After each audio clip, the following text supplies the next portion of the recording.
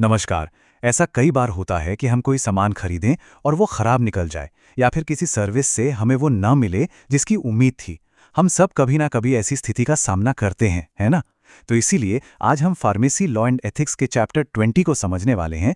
इसका नाम है कंज्यूमर प्रोटेक्शन एक्ट, यानी उपभोक्ता संरक्षण अधिनियम। देखिए, ये सिर्फ एक कानून नहीं है, बल्कि एक उपभोक्ता के तौर पर हमारा सबसे बड़ा हथियार है। तो चलिए जानते हैं कि ये हमारे अधिकारों की रक्षा आखिर करता कैसे है। तो चलिए इस एक्ट को थोड़ा और गहराई से समझते हैं। स्लाइड पर पहली लाइन देखिए। The consumer protection act implemented in 1986 gives easy and fast compensation to consumer grievances. इसका सीधा सा मतलब ये है कि ये जो कंज्यूमर प्रोटेक्शन एक्ट है जिसे 1986 में लागू किया गया था, ये उपभोक्ताओं की शिकायतों पर बहुत ही आसान और तेजी से मुआवजा दिलाने का काम करता है।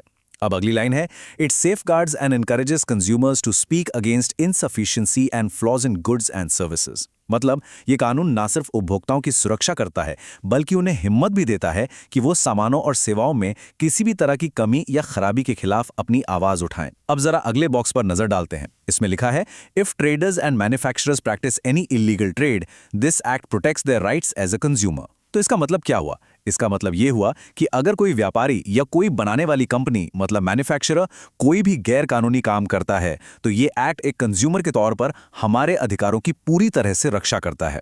और चलिए अब इस स्लाइड के आखिरी बॉक्स को देखते हैं। ये कहता है, the primary motivation of this forum is to bestow aid to both the parties and eliminate lengthy lawsuits. मतलब कि इस फोरम का जो मुख्य मकसद है वो दोनों ही पार्टियों को, यानी कंज्यूमर को भी और बेचने वाले को भी मदद पहुंचाना है। और सबसे बड़ी बात, उन्हें कोर्ट कचहरी के लंबे चक्रों से बचाना है ताकि फैसला जल्दी और आसानी से हो सके। अच्छा, अब एक सवाल मन में आता है कि ये कानून आखिर लागू कहाँ-कहाँ होता है। तो देखिए, यहां साफ लिखा है, this protection act covers all goods and services of all public, private और cooperative sectors except those exempted by the central government. इसका मतलब यह है कि ये जो प्रोटेक्शन एक्ट है, ये लगभग हर सामान और हर सर्विस पर लागू होता है, फिर चाहे वो पब्लिक सेक्टर का हो, प्राइवेट हो या कोऑपरेटिव सेक्टर का हो। हाँ, बस उन चीजों को छोड़कर जिन्हें सेंट्रल गवर्नमेंट ने खास तौर पर इस कानून के दायरे से बाहर रखा हो। चलिए अब इसके मैकेनिज्म को समझते हैं, यानी ये पूरा सिस्टम काम कैसे करता है, इसकी कार्यप्रणाली क्या है। देखिए, ये प्रक्रिया बहुत ही सीधी और सरल है। इस फ्लोचार्ट में अगर हम देखें तो पहला कदम है फाइल कंप्लेंट। इसका मतलब है कि सबसे पहले जो उपभोक्ता है वो अपनी शिकायत दर्ज करता है। इसके बाद दूसरा स्टेप आता है फोरम एक्शन अगेंस्ट सप्लायर। इसमें क्या होता है कि जो कंज्यूमर फोरम है वो उस सप्लायर या बेचने वाले के खिलाफ एक्शन लेता है। और फिर आता है आखिरी कदम, कॉम्पेंसेशन ग्रांटेड, यानी अगर शिकायत सही पाई जाती है तो उपभोक्ता को मुआवजा दिया जाता है। और जैसा कि नीचे लिखा भी है, and compensation is granted to the consumer for the hassle he she has encountered. यानी ये जो मुआवजा है ये उस उपभोक्ता को उस पूरी परेशानी के लिए दिया जाता है जो भी दिक्कतें उसे झेलनी पड़ी। अब आते हैं सबसे जरूरी हिस्से पर, एक कंज्यूमर के अधिकार क्या क्या हैं। तो पहला अधिकार है राइट टू सेफ्टी। इसका मतलब है सुरक्षा का अधिकार। कोई भी चीज जो खरीदी जा रही है वो सुरक्षित होनी चाहिए। देखिए, before buying a consumer can insist on the quality and guarantee of the goods. यानी खरीदने से पहले कोई भी कंज्यूमर सामान की क्वालिटी और गारंटी को लेकर पूरी तरह से जोर दे सकता है। They should ideally purchase a certified product like ISI और एज मार्क।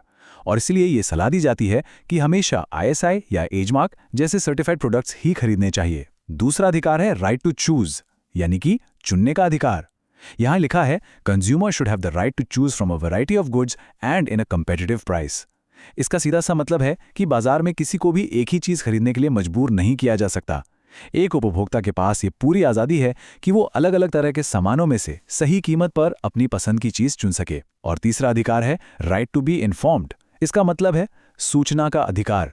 देखिए, the buyers should be informed with all the necessary details of the product, making them act wisely and change the buying decision. इसका अर्थ ये हुआ कि किसी भी product को खरीदने से पहले खरीदार को उसकी सारी जरूरी जानकारी पाने का पूरा हक है, जैसे कि उसकी क्वालिटी क्या है, मात्रा कितनी है, कीमत क्या है, ताकि वो एक सोच समझकर सही फैसला ले सके। देखिए, अधिकारों की लिस्ट अभी खत्म नहीं हुई है। चौथा अधिकार है राइट टू कंज्यूमर एजुकेशन, यानी उपभोक्ता शिक्षा का अधिकार। इसमें कहा गया है, consumer should be aware of his rights and avoid exploitation.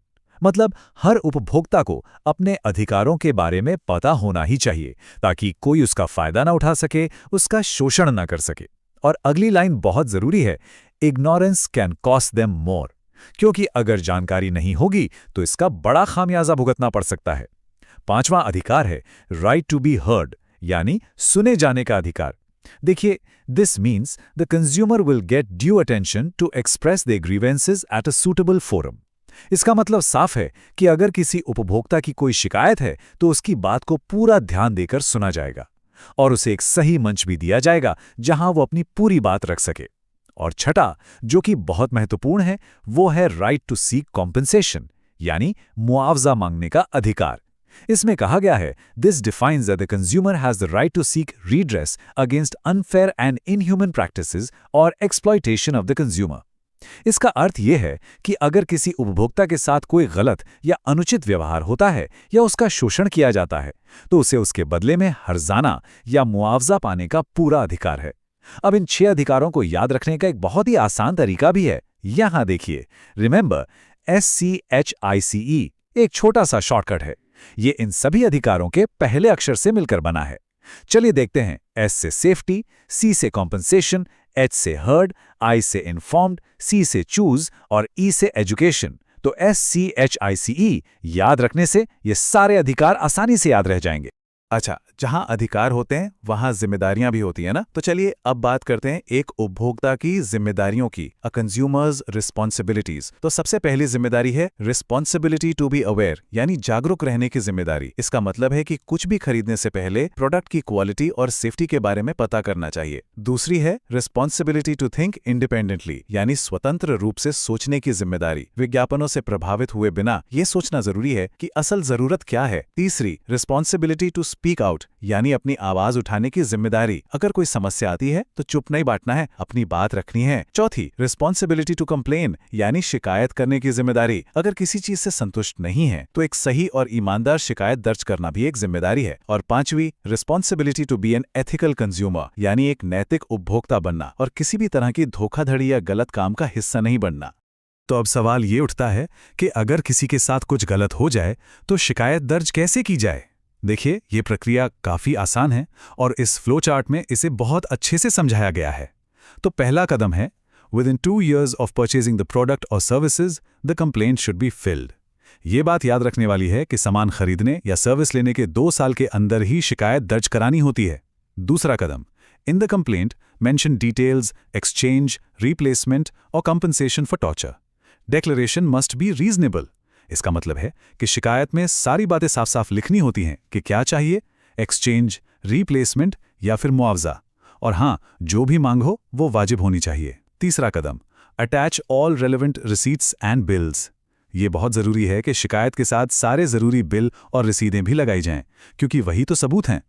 चौथा कदम है, send via email, registered post, fax और हैंड डिलीवरी। गेट एक्नॉलेजमेंट, यानी शिकायत को ईमेल, रजिस्टर्ड पोस्ट, फैक्स या फिर हाथ से भी जमा कराया जा सकता है। सबसे ज़रूरी बात, उसकी रसीद यानी पावती ज़रूर लेनी है। पांचवां कदम है, complaint can be in any preferred language. और सबसे अच्छी बात यह है कि शिकायत किसी भी भाषा में की जा सकती है जिसमें सुविधा हो। अब ये छठा कदम बहुत ही महत्वपूर्ण है, hiring a lawyer is not required. इसका मतलब है कि इस प्रक्रिया के लिए वकील करने की कोई ज़रूरत नहीं होती। कोई भी व्यक्ति अपनी लड़ाई खुद लड़ सकता है। और सातवां कदम, keep copies of all documents sent and received, यानी जो भी दस्तावेज भेजे गए हैं और जो भी मिले हैं उन सब की एक कॉपी अपने पास हमेशा सुरक्षित रखनी चाहिए। तो आखिर में बस ये बात याद रखनी है कि एक जागरूक उपभोक्ता होना ही सबसे बड़ी ताकत है। अपने अधिकारों को जानना, अपनी जिम्मेदारियों को समझना और ज़रूरत पड़ने पर इस कानून का सही तरीके से इस्तेमाल करना, यही हमें एक मजबूत उपभोक्ता बनाता है। उम्मीद है कि इस जानकारी से सभी को एक सशक्त उपभोक्ता बनने में मदद मिलेगी।